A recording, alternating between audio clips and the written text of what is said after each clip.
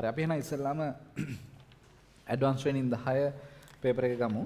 ඒක ඉස්සෙල්ලාම පළවෙනි ප්‍රශ්නේ තමයි හදන්න යන්නේ. හොඳට කියවන්න බලන්න ප්‍රශ්න අංක 1.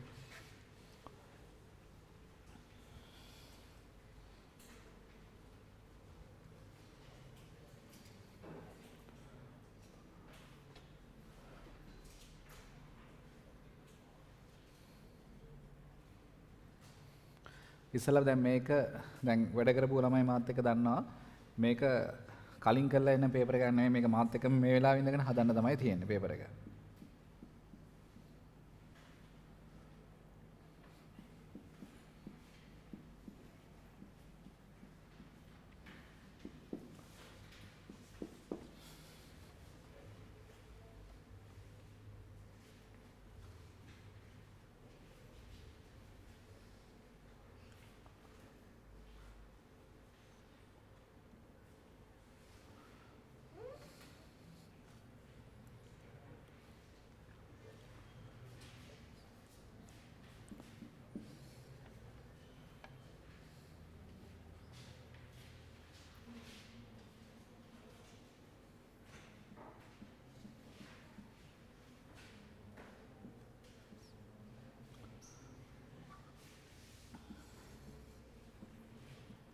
හරි.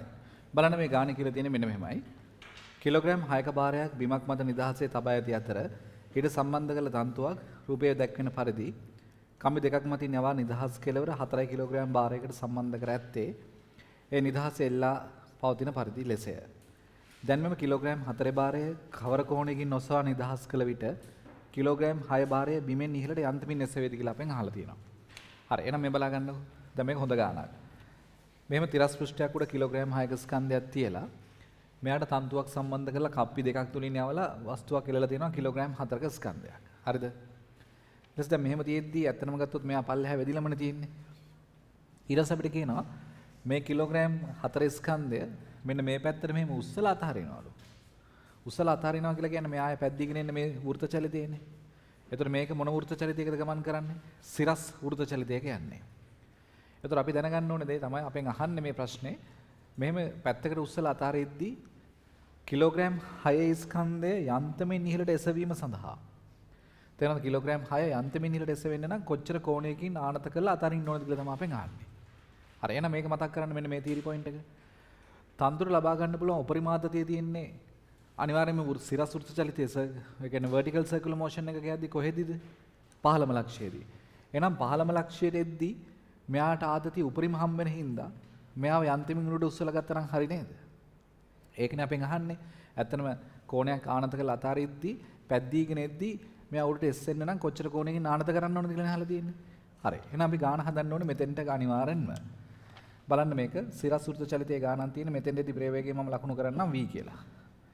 එතකොට මෙයා මේ වෘත්තාකාර මාර්ගයේ ගමන් කරන මේ පැත්තට අනිවාර්යෙන්ම සිරස් වෘත්ත චලිතයේ ගණන් හදන වෙලාවට ශක්ති සංසිතිය පාවිච්චි කරන්නම අපිට වෙනවා. ඒ නිසා අපි වෘත්ත චලිතයේ ගමන් කරන වස්තුවේ 15ම ලක්ෂය විභෝෂණයේ මට්ටම විදිහට ලකුණු කරමු. zero potential level එක විදිහට. දැන් එහෙමනම් මෙන්න මේ දේ හොඳට අහගන්න බලන්න. අපි මේ විදිහට මේක මාක් කරොත් එහෙම මේ දුර L වෙනවා. මේ මුළු දුර L වෙනවා. මෙන්න මේ උස අපිට ලියලා පෙන්වන්න පුළුවන් L cos θ කියලා. දැන් මම ලකුණු කරා මේ පැද්දෙන කොටසේ තන්තුවේ දිග සිම්පල් L කියලා. එහෙම වුණොත් මේ කොටස අනිවාර්යයෙන්ම L cos θ වෙන්න ඕනනේ. දැන් මේ දුර අනිවාර්යයෙන්ම L ට සමානයිනේ. එහෙනම් මේක කාට සමාන වෙනවද? මේක L ඍණ L cos θ ට සමාන වෙන්න ඕනේ. බලන්න එක පැහැදිලිද කියලා. හරි. අපිට පුළුවන් ගාන 15ම ලක්ෂයට හදන්න.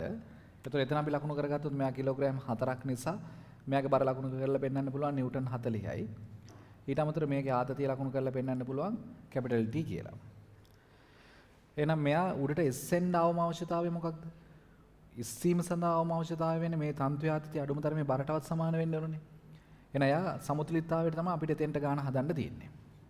එතකොට කැපිටල් T උඩට තියෙනවා ඊට විරුද්ධ පැත්තට 60 තියෙනවා. ඔක සමානයි බිඳුවට. එහෙනම් උතනින් එනවා T සමානයි 60 නිව්ටන් කියලා අවම අවශ්‍යතාවය. හරිද? එහෙනම් අපි හොයන්න ඕනේ ඔය 60 ආතතියක් හැදෙන්න 15ම ලක්ෂයේදී මෙයාගේ ප්‍රවේගය කීයද කියලා හොයාගෙන ඒකෙන් කෝණය හොයාගෙන යන්න පුළුවන්. පැහැදිලිද ඒක? හරියි. තව මතක් කරමු මෙන්න මේ කරුණු ටික. සිරස් වෘත්ත චලිතයේ ගණන් හදන වෙලාවට පියවර කීයද කරන්න තියෙන්නේ? 2යි. එකක් තමයි අපි ගාන හදන තැන ඉඳලා කේන්ද්‍ර දෙසට F සමාන m දානවා. අනිත් එක තමයි ශක්ති සංසිතිය law of conservation of energy දානවා. ඒ අදාළ තැන ස්පර්ශීය ප්‍රවේගයේ වටිනාකම හොයාගන්න. හරිද? හරි. එහෙනම් අපි ඒකත් ඔළුවේ තියාගෙන මම මේ ලක්ෂ්‍ය ලකුණු කරන්නම් කැපිටල් A කියලා. මේ ලක්ෂ්‍ය ලකුණු කරන්නම් කැපිටල් B කියලා. මෙතන නිදහසේ අතහරින එක තමයි කරන්නේ. එහෙනම් එතන ආරම්භක ප්‍රවේගයේ වටිනාකම බිඳුවක් වෙන්නත් ඕනේ. හරි ඉස්සලාම එන ශක්ති සංසිද්ධිය දාමු බලන්න B ලක්ෂයට සහ A ලක්ෂයට. ඒ කියන්නේ අපිට ඒකේ ලියලා පෙන්නන්න පුළුවන්. A ලක්ෂයේ මුළු ශක්තිය සමානයි B ලක්ෂයේ මුළු ශක්තියට. A ලක්ෂයේ මුළු ශක්තිය ලියද්දී එතන ලියලා පෙන්නන්න පුළුවන්. චාලක ශක්තිය එතන විභව ශක්තිය බිඳුවක් වෙනවා. දැන් මේ වස්තුවට තමයි දාන්නේ. මෙතන විභව ශූන්‍ය මට්ටම තියදී 0 පොටෙන්ෂල් ලෙවල් එකේදී විභව ශක්තිය බිඳුවයි. හැබැයි දැන් චාලක ශක්තියක් තියෙනවා. ඒතර ඕක සමාන වෙන්න ඕනේ. මෙතෙන්ට ආවට පස්සේ එතන තියෙන විභව ශක්තියක් mg l l cos θ එකක්. එතන චාලක ශක්තිය බිඳුවයි. හරි. දෝකනේ ශක්ති සංසිතිය අපිට පුළුවන් මේකේ ස්කන්ධය දෙපැත්තෙම කපන්න. ඒතර එනවා v වර්ගයේ බෙදීම 2 සමානයි g l එකක් කියලා අරගත්ත පස්සේ කරින cos θ කියලා මෙතෙන්ට ඇවිල්ලා තියෙන්න ඕනේ. එහෙනම් v වර්ගය කියලා කියන්නේ 2gl එකරින cos θ කියලා තමයි එන්න ඕනේ. ඕක අපි ගමු පළවෙනි සමීකරණය කියලා. එතන මේ තියෙන්නේ ඇත්තටම ගත්තොත් එහෙම මෙතෙන්ට එද්දී තියෙන පළවෙනි ස්පර්ශීය ප්‍රවේගය තමයි මේ තියෙන්නේ. එහෙනම් මේ ලක්ෂයේදී අපිට පුළුවන් මේකේ දෙවෙනි පියවර කරන්න. දෙවෙනි පියවරේදී අපි කරන්නේ කේන්ද්‍රයේ දෙසට F සමාන m මේ සමීකරණය පාවිච්චි කරනවා. හරිද? F equals m දාන සෙන්ට් එක පැත්තට. එතකොට ඒ දාදී තියෙන්නේ ආතතිය තියෙන උඩට t. ඊට විරුද්ධ පැත්තට තියෙනවා 40 සමානයි. එයාගේ ස්කන්ධය කිලෝග්‍රෑම් 4යි. මේක ලියලා පෙන්නන්න පුළුවන් v වර්ගයේ බෙදීම සිම්පල් l කියලා. මොකද l ලියන්න හේතුව තමයි මෙයාගේ අරය කියන්නේ මේ වෘත්තපතේ තන්තුවේ දිග ඒක l ට සමානයි. දැන් එමනම් පුළුවන් අපිට t ට උත්තරයක් හොයාගන්න t සමානයි 40 පැත්තට ගෙනියන්න 40 දන්න 4 ගුණ කිරීම v වර්ගයට මේ උත්තරය ආදේශ කරනවා 2gl එකරින cos θ කියලා. මේක සම්පූර්ණයෙන් බෙදලා තියෙන්න ඕනේ l වලින්. දැන් බලන්න මේ l එකට මේ l එකක් කැපිලා යනවා. හරි. එතර උත්තරේ වෙන්න ඕනේ කැපිටල් T සමානයි 40 ධන 4 ගුණ කිරීම 2 ගුණ කිරීම 10යි එකරින cos θ කියලා තමයි එන්න ඕනේ. එතකොට කැපිටල් T සමානයි 40 ධන 4 2 8යි 80යි එකරින cos θ කියලා තමයි එන්නේ. බලන්න මේ දේ පැහැදිලිද කියලා. හරිද අපිට අවශ්‍ය මොකක් හදන්නද? අර වස්තුව උඩට එසවීම සඳහා. එහෙනම් කිලෝග්‍රෑම් 6 උඩට එසවෙන්න ලබා දිය යුතු අවම ආතතිය කීයක්ද? 60ක් වෙන්න ඕනේනේ. එහෙනම් ඒ 60 තමයි මෙතනින් හදලා ගන්න පහලට. එහෙනම් අපි ගිහලා ආදේශ කරනවා මෙතෙන්ට. එහෙනම් t ට ආදේශ කරන්න 60යි නිව්ටන් කියන උත්තරේ. එහෙනම් 60 සමානයි 40 ධන 80යි එකරින cos θ වෙන්න ඕනේ මෙතෙන්ට. හරි. එකරින cos θ. මේව ගන්න මේ පැත්තට එතන එනවා 60න් 40 අකඩු කරාට පස්සේ 20යි 20 සමානයි 80යි එකරින cos θ ට දෙපැත්තම බෙදන්න 20න් 20 21යි 80ට 4යි එහෙනම් 4න් 1 සමාන එකරින cos θ. cos θ මේ පැත්තට ගේන්න cos θ සමාන එකරින 1ට 4යි පොදු හරය ගත්තාම 4ක 1 4යි. ඒතර 3 බෙදීම 4ක් කියලා තමයි cos θ ගේ උත්තරය ඇවිල්ලා තියෙන්න ඕනේ. ඒතර ඔතනින් එනවා θ සමානයි cos inverse 3 බෙදීම 4ක් කියලා තමයි උත්තරය ඇවිල්ලා තියෙන්න ඕනේ. ඒතර මෙච්චර කෝණයකින් නානත කරලා අතහැරියොත් අනිවාර්යයෙන්ම කිලෝග්‍රෑම් 6 ස්කන්ධය යන්ත්‍රමින් ඉහළට එසවෙනවා. බලන්න ඒ ගාන. හරි. හොඳ ගානක් සිරසුදු චලිතයක ඇඩ්වාන්ස් ට්‍රේනින් එකකින් හදන්නේ ඒ පාඩමේ හදන්න පුළුවන් උපරිම මට්ටමේ ගණන් හදන්නේ. හරි.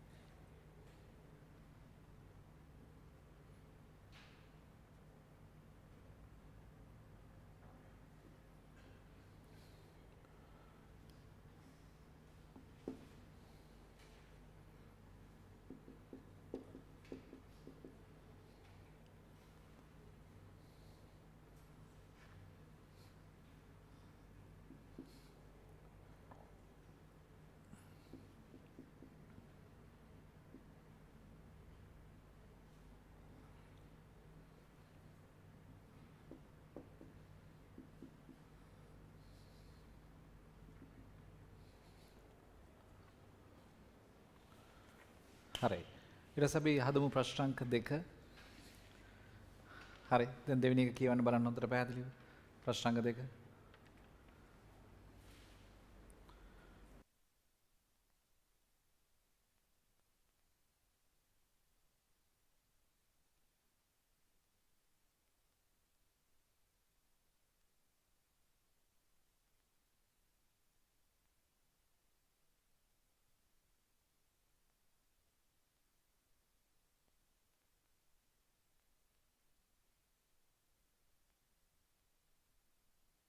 හරි.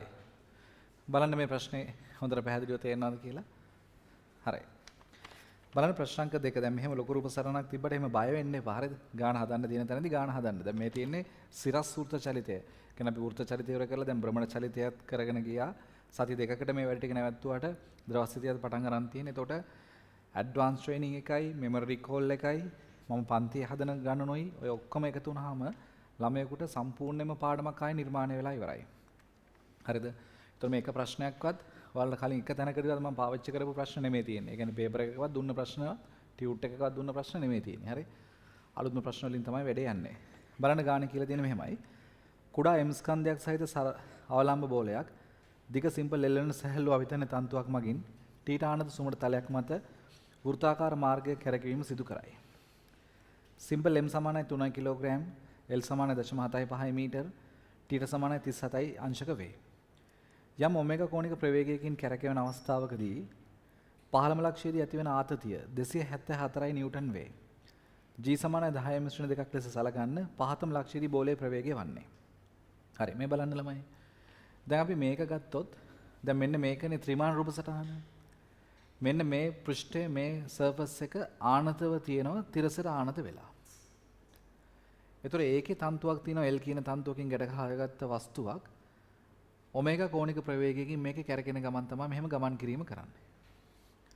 ඒතර මේ පහළම ලක්ෂයෙන් යන වෙලාවට මෙයාගේ තියෙන ස්පර්ශීය ප්‍රවේගය අපි v කියලා ලකුණු කරොත් අහන්නේ අපේ මෙතනදී මෙයාගේ මේ ප්‍රවේගයේ වටිනාකමනේ.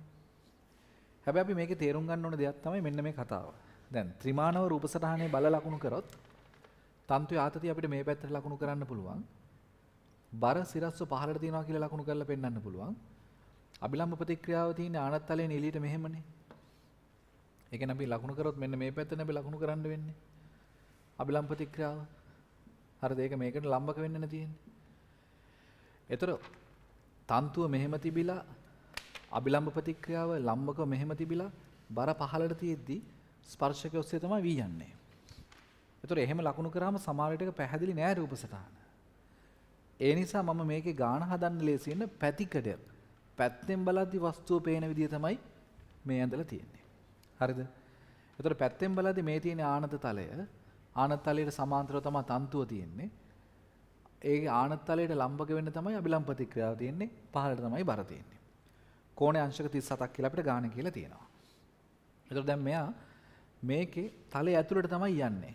තලය ඇතුළට ගිහිල්ලා මෙහෙම කැරකි තියෙන එකක් තමයි මේ දැන් තියෙන්නේ. තේරුණාද ඒක? හරි. අපෙන් අහන්නේ ස්පර්ශීය ප්‍රවේගය. ස්පර්ශයේ ඇතුළට තියෙන ප්‍රවේගයේ විදියට. එහෙනම් අපිට මෙහෙම හදන්න පුළුවන්. දැන් මේ ගාන මේ වෙලාවේ අපෙන් අහන්නේ ස්පර්ශීය ප්‍රවේගයනේ ආතතිය ගිලක් තියෙනවානේ. එහෙනම් මෙතෙන්ට කේන්ද්‍රයේ දෙසට දානවා F සමානයි m. හරි. එදාත් අපි කෝණ ලකුණු කරගෙන යමු. මෙතන θ මේක θ 90යි මේක 90 වෙන θ මේ කෝණේ θ වෙනවා. බලන්න මේ පැත්තට තියෙන සංරචකය වෙන්නේ 30යි cos θ. මේ පැත්තට තියෙන සංරචකය වෙන්නේ 30යි sin θ තමයි තියෙන්නේ. θ ගේ වටිනාකම මතක තියාගන්න. ඒක අපිට දීලා තියෙනවා θ කියන්නේ අංශක 37යි. පැහැදිලිද ඒක? හරි. එහෙනම් දැන් කරන්න තියෙන ළමයි දාන්න කේන්ද්‍රයේ දෙසට F සමානයි m. මම මෙතන ඉඳලම ගන්නම් ඉඩ. එතකොට මේ පැත්තට අපිට දාන්න පුළුවන් කේන්ද්‍රයේ දෙසට F සමානයි m මේ සමීකරණය. ඒ දාති දාන පැත්තටම තියෙන ආතතිය වෙන්නේ t. ඊට විරුද්ධ පැත්තට තියෙන්නේ ඍණ 30යි sin θ සමානයි simple m v වර්ගයේ බෙදීම r ට දාන්න ඕනේ තන්තුවේ දිග simple l. ඒ තන්තුවේ දිග තමයි මෙයාගේ අරය වෙන්න ඕනේ. මොකද මේ ලක්ෂ්‍ය වටා තමයි මෙයා වෘත්තාකාර මාර්ගයේ ගමන් කරන්නේ. තව ඔකට ආදේශ කරා නම් හරියි. හරිද? බලන්න ආතතිය වටිනාකම අපිට දීලා තියෙනවා 274යි කියලා. ඍණ 30යි. මෙතෙන්ට ආදේශ කළ තුලා නම් sin 37 සමානයි. මගේ ස්කන්ධය කිලෝග්‍රෑම් 3යි. ප්‍රවේගය තමයි අපෙන් අහලා තියෙන. ඒතර ඒක ලියන්න පුළුවන් v වර්ගය බෙදීම L කියලා කියන්නේ 0.75යි.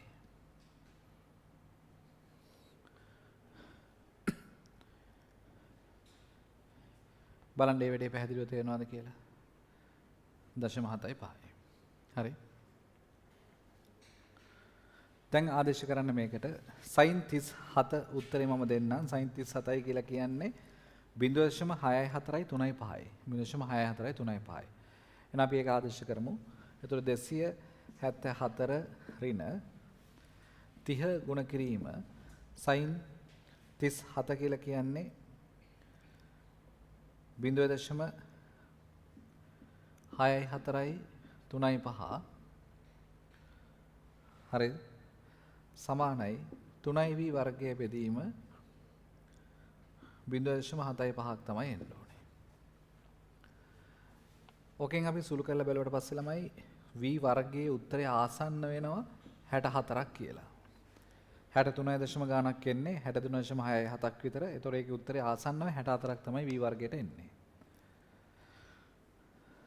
බලන්න එක පැහැදිලිද කියලා. එහෙනම් අපිට v හොයන්න තියෙනවා. v කියලා කියන්නේ 8යි ms ඍණ එකක් තමයි එන්න ඕනේ. ඒතොර ආසන්න උත්තරයක් තමයි උතනින් එන්නේ. බොහොම ආසන්නම ළඟම උත්තරයක් එනවා. ඒ නිසා දෙවෙනි එකට උත්තරය වෙන්නේ 4 වෙනි උත්තරය. බලන්න ඒක කොටස හොඳට පැහැදිලිද කියලා.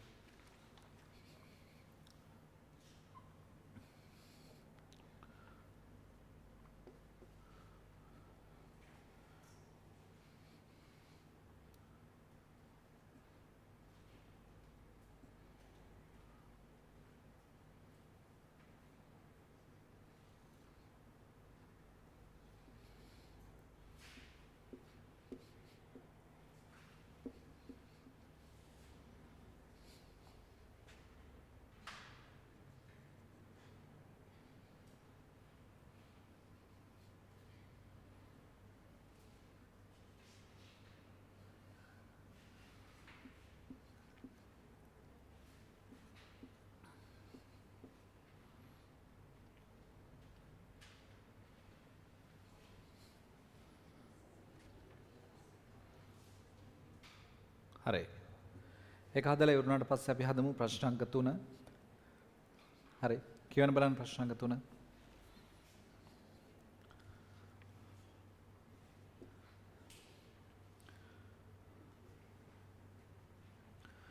YouTube එකෙන් සම්බන්ධ වෙලා ඉන්න ළමයි ඇඩ්වාන්ස් ට්‍රේනින් මෙමරි කෝල් එකට සහ අලුතෙන්ම සම්බන්ධ වෙන ළමයි හොඳට බලන්න මෙන්න මේක තියරි උගන්වන පන්තියක් නෙමෙයි. ඒ කියන්නේ YouTube එකෙන් තියරි උගන්වන වැඩක් නෙමෙයි මේ වෙලාවේ යන්නේ. මේ වෙලාවේ හදන්නේ අපි අලුත්ම ප්‍රශ්න. මේ අපි රිවිෂන් එකේ කරන ප්‍රධාන පාඩමත් එක්ක හරිද? ඒකේ රිවිෂන් එකෙත් ගණන් හදලා තව ඊට අමතරව වැඩි දුරටත් තව ගණන් හදවන වැඩ පිළිලක් තමයි මේ මෙමරි කෝල් ඇඩ්වාන්ස් ට්‍රේනින් එකෙන් යන්නේ. හරිද? ඒතර මේක ප්‍රශ්න පුළුවන් වන එකක් තමයි මේ වැඩ ටික තියෙන්නේ. හරි. ඉස්සෙල්ලා බලන්න හොඳට පැහැදිලිව ප්‍රශ්න අංක 3 කියවන්න බලන්න. හරි. මෙහෙම එකක් කියලා දෙනවා ප්‍රශ්න අංක 3. පහ දැක්වෙන්නේ ABC ලෙස වස්තු තුනක ගමන් පතයන් වේ. වස්තු තුනම ගමන් කරනුයේ වෘත්තචාප කොටස් වලය. එම පතයන් වල දිග r 2r 3r වන අතර එක් එක් වෘත්තචාපයේ ආරයන් පිළිවෙලින් r 3r 2r 3r වේ.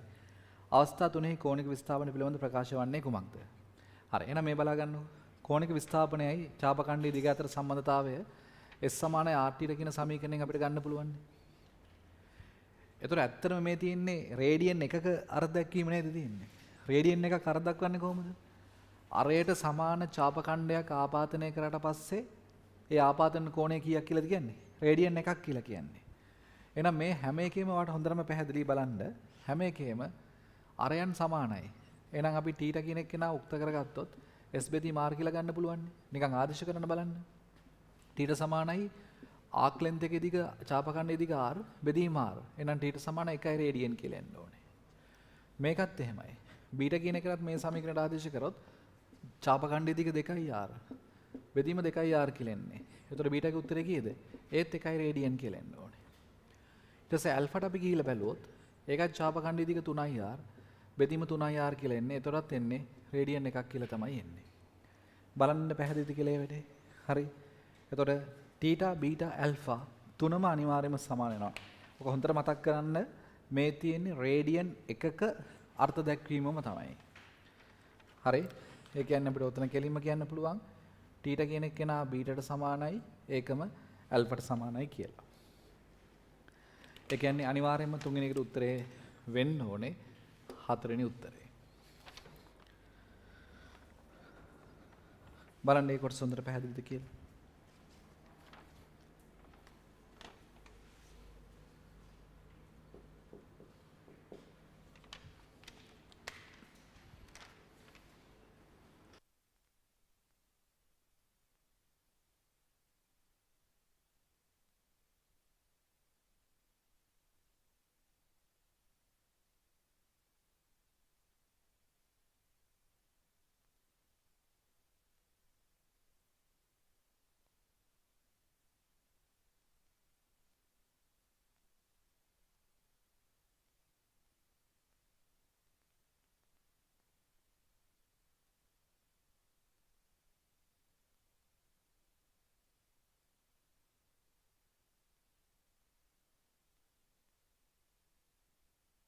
හරි අපි දැන් ප්‍රශ්න අංක 4 බලමු. කියවන්න හොඳට පැහැදිලි ප්‍රශ්න අංක 4.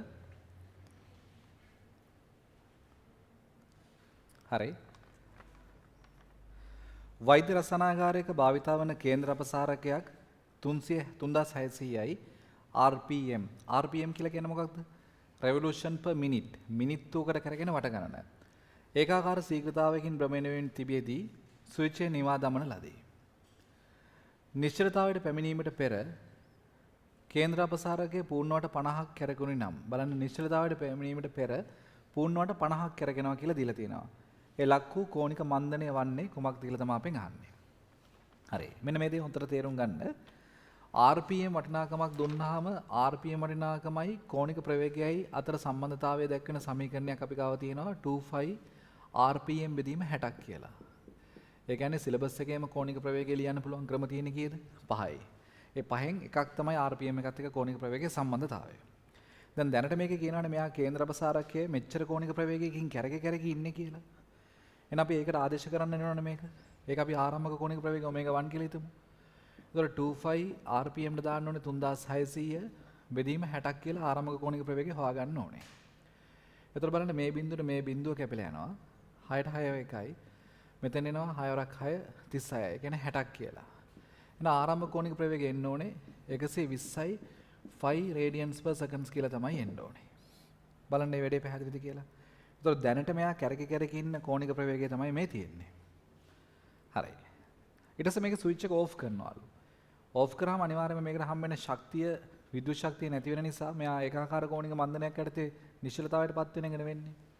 එතකොට නිශ්චලතාවයට පත් වෙන්න කලින් මෙයා පූර්ණවට 50ක් කරගෙනවලු. එහෙමනම් අපිට කෝණික විස්ථාපනය ලියලා පෙන්වන්න පුළුවන්. කොහොමද? එක වටයක් කැරකෙ වෙද්දි කෝණික විස්ථාපනය 25 ඒ වගේ වට ගන්න n වලින් කැරකුණොත් හරි නේද? එතකොට බලන්න θ කියන කෙනා සමාන වෙනවා 25 ගුණ කිරීම n. n කියලා කියන්නේ වට 50ක් කැරගෙනවා කියලා තියෙනවා. එහෙනම් අපිට ඔතන සුළු කරලා ගන්න පුළුවන් θ කියලා කියන්නේ CI5 රේඩියන්ස් ප්‍රමාණයක් තමයි කෝණික විස්ථාපනය වෙලා තියෙන්නේ. ඒ කියන්නේ ඇන්ගුලර් ඩිස්ප්ලේස්මන්ට් එක වෙලා තියෙන්නේ. බලන්න එක පැහැදිලිද කියලා? හරි. දැන් අපිට කරන්න තියෙන්නේ කෙලින්ම අපෙන් අහන්නේ කෝණික මන්දනය. එහෙනම් කෙලින්ම භ්‍රමණ චලිත සමීකරණයක් පාවිච්චි කරන්න තමයි තියෙන්නේ. අපි කොහොමද භ්‍රමණ චලිත සමීකරණය පාවිච්චි කරන්නේ? ඔමේගා 2 වර්ගය සමානයි ඔමේගා 1 වර්ගය ධන 2 ඇල්ෆා ටීට පාවිච්චි කරන්න පුළුවන් නේද? ද අවසාන නිශ්චලතාවයට පත් වෙනවා නම් අවසාන කෝණික ප්‍රවේගය කීයද? ඇන්ගුලර් වෙලොසිටි එක 0.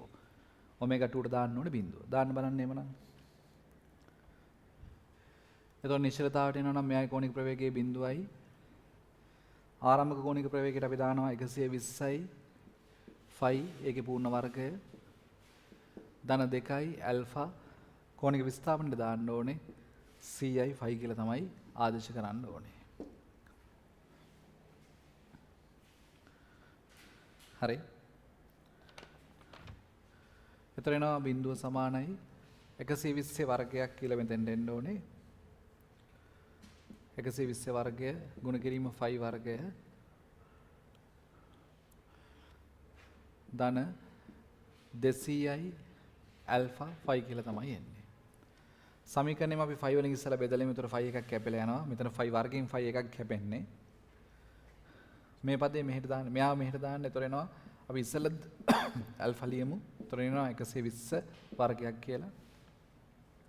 එන ඇල්ෆා මෙතන එක 5 එකක් තව එනවා. එතකොට ඇල්ෆා කියලා කියන්නේ ඍණ 120 ගුණ කිරීම 120 5 බෙදීම 200යි. දැන් බලන්න මේ බිඳුවයි මේ බිඳුව මේ බිඳුවට මේ බිඳුව කැපිලා යනවා. එතකොට ඇල්ෆා සමානයි 2ට 2 1යි මෙතන එනවා 6යි. 6 වරක් 12 6 වරක් 2 12න් 2 දානවා එකක් ඉතුරුයි 6 වරක් 1 6යි 7යි. එතකොට 72යි 5 රේඩියන්ස් වර්ග තත්පරයට කියලා තමයි කෝණික මන්දනයේ වටිනාකම එන්න ඕනේ. එතකොට මෙතන මන්දනයක් නිසා තමයි ඍණ ලකුණ ආවේ. 4ට උත්තරේ වෙන්න ඕනේ 3 වෙනි උත්තරේ. බලන්න එක පැහැදිලිද කියලා.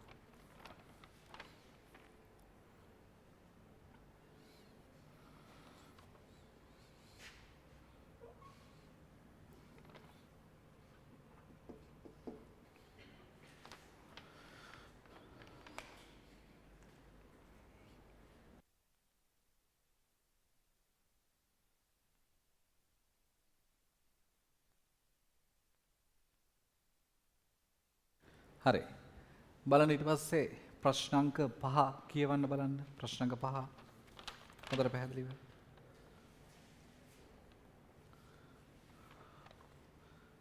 හරි. ප්‍රශ්නාංක 5 හොඳට කියවන්න. දැන් මේ වෙලාවෙම තමයි හැම එකක්ම හදන්න ඕනේ ප්‍රශ්න. හරිද?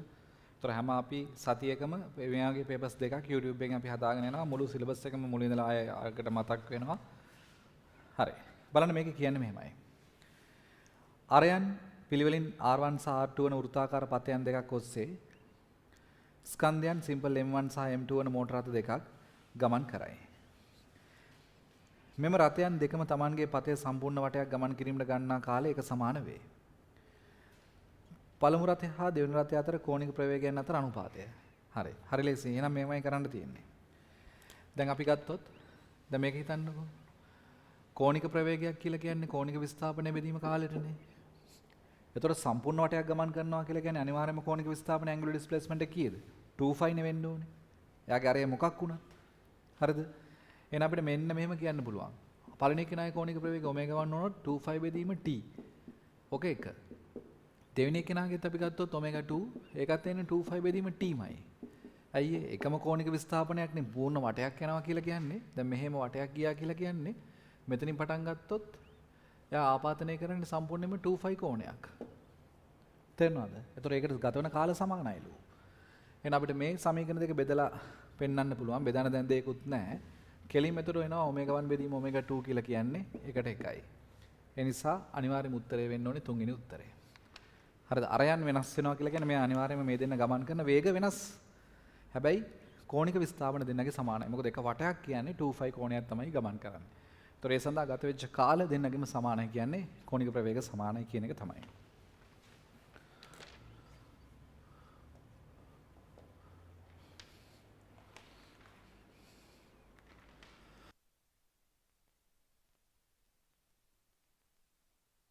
හරි. ඊට පස්සේ අපි ප්‍රශ්නාංක 6 හදමු බලන්න. ප්‍රශ්නාංක 6 කියනවා රෝදයකෙහි අක්ෂය වටා ඒකාකාර කෝණික ත්වරණයකට බඳුන් වේ. ආරම්භයේදී කෝණික ප්‍රවේගය ශූන්‍ය වන අතර පළමු තප්පර දෙක තුරදී θ1 කෝණයක් භ්‍රමණය වූ අතර දෙවන තප්පර දෙක තුරදී අමතරව θ2 කෝණයක් භ්‍රමණය වේ. නම් θ2 බෙදීම θ1 වන්නේ කුමක්ද කියලා තමයි අපෙන් අහන්නේ. හරි. එහෙනම් මේ බලන්න. ආරම්භයේදී කෝණික ප්‍රවේගයේ වටිනාකම මෙයාගේ කියලා තිනවා බිඳුවයිලු. එතකොට හරියටම පළවෙනි තප්පර දෙක ඇතුලේ මෙයාගේ කෝණික විස්ථාපනය θ1 වෙනවලු. ඒක එකක්. ඊට පස්සේ තවත් තප්පර දෙකක් ගියාට පස්සේ මෙයාගේ කෝණික විස්ථාපනය ඒ දෙවෙනි තප්පර දෙක ඇතුලේ θ2ලු. හරිද? අපිට කියනවා මෙන්න මේ θ2 බෙදීම θ1 අනුපාතය වන්නේ කුමක්ද කියලා. අපිට මෙහෙම හදන්න පුළුවන් නේද? අපි භ්‍රමණ චලිත සමීකරණයකට ගියොත් t සමානයි ඔමේගා 1t plus භාගයයි ඇල්ෆා t වර්ගය කියන සමීකරණයට ගියොත් මේ තියෙන්නේ මෙයා කරගෙන කෝණික ත්වරණය. මේ තියෙන්නේ මුළු කාලය. ඊළඟට මේ තියෙන්නේ කෝණික විස්ථාපනය. හරිද? ඒතර අපිට පුළුවන් මේක ඇතුලේ මෙන්න මෙහෙම යන්න. පළවෙනි තප්පර දෙක ගිහිල්ලා ඊළඟ තප්පර දෙක වෙනම හදන්න නැතුව ඊළඟ තප්පර දෙකත් ඈඳලා මුළු තප්පර හතරකට හැදුවා නම් ලේසි නේද? පළවෙනි තප්පර දෙක ඇතුලේ කෝණික විස්ථාපනයේ θ1 ඒක හරි. දෙවෙනි තප්පර දෙක ඇතුලේ කෝණික විස්ථාපනයේ θ2 ඒක හරි. හැබැයි පළවෙනි තප්පර හතර ඇතුලේ මුළු කෝණික විස්ථාපනය කීයද? θ1 දන θ2 නේද? එහෙනම් එහෙම හදන එක ලේසි. ඒ කියන්නේ මුලින් ඉඳලා තප්පර දෙකකටයි මුලින් ඉඳලා තප්පර හතරකටයි හැදුවා නම් ලේසි. එහෙනම් පළවෙනි බිඳුවේ ඉඳලා තප්පර දෙකක් වෙනකන් කාලය අපි ගත්තොත් ඒතර කෝණික විස්ථාපනයේ θ1 සමානයි ආරම්භ කෝණික ප්‍රවේගයේ බිඳුවයි භාගයයි ඇල්ෆා දෙකේ වර්ගයක් කියලා ලියලා පෙන්නන්න පුළුවන්. ඒතර එනවා θ1 සමානයි භාගයයි ඇල්ෆා 4ක් කියලා තමයි එන්නේ. එහෙනම් ඕකෙන් ගන්න පුළුවන් θ1 සමානයි 2යි ඇල්ෆා. ඕක පළවෙනි සමීකරණය කියලා ගමු. හරිද? ඊළඟට තව මැදට ගාණක් හදන්න ඕන නැති කරන්න පුළුවන්. පළවෙනි තප්පර දෙක නැතුව පළවෙනි තප්පර හතරටම හදමු එකපාර. ඒ කියන්නේ මෙයා ඒකාකාර කෝණික ප්‍රවේග ත්වරණයකින් කැරකෙන චලිතයක්නේ.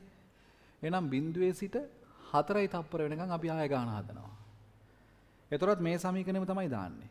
එතකොට මුළු කෝණික විස්ථාපනය වෙන්නේ පළවෙනි තප්පර දෙකේ ගියපු කෝණික විස්ථාපනයයි ඊළඟ තප්පර දෙකේ ගියපු කෝණික විස්ථාපනයයි මුළු කෝණික විස්ථාපනය මේක.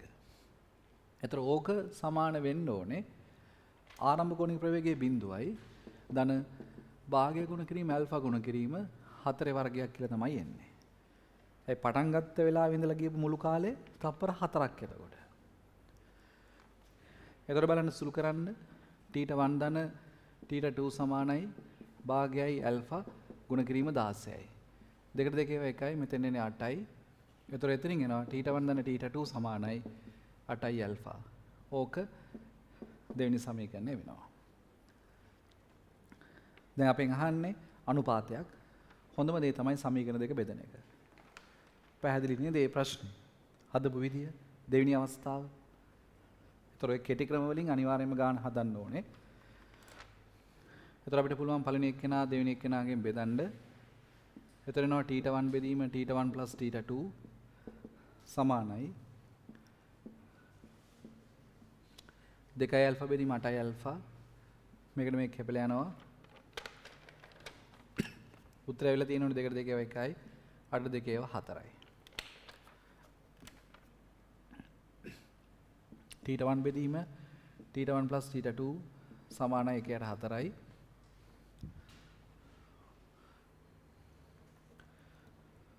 සුළු කරන්න 4යි θ1 සමානයි θ1 θ2ට. එතන මෙහාට ආවට පස්සේ 3යි θ1 සමානයි θ2 වෙන්න ඕනේ. අපෙන් අහලා තියෙන්නේ θ2 බෙදීම θ1. එතකොට θ2 θ1 ගෙන් බෙදුවාම 3 බෙදීම 1ක් කියලා තමයි උත්තරේ එන්න ඕනේ. ඒ කියන්නේ අතනම ගත්තොත් 3ක් තමයි උත්තරේ එන්නේ. ඒ නිසා 6 වෙනි එකට උත්තරේ වෙන්න ඕනේ 3 වෙනි උත්තරේ.